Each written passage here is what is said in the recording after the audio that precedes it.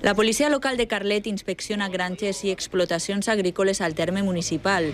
Els agents, en coordinació amb la Guàrdia Civil, han intensificat la vigilància, sobretot de nit, davant l'onada de robatoris dels últims mesos.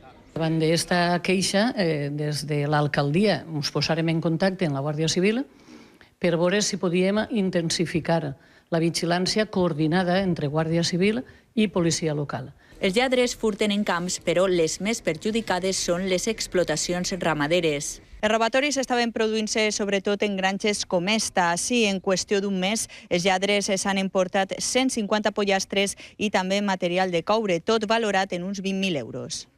El propietari va denunciar el robatori a la Guàrdia Civil. Se sent més segur des que es va reforçar la vigilància. Està l'assumpte algo més tranquil, però a tot això no podem abaixar la guàrdia.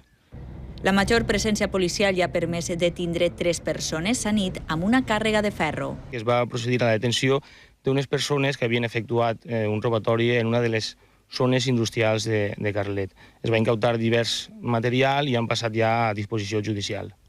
Segons el propietari, el material confiscat als lladres podria tindre un valor de 10.000 euros.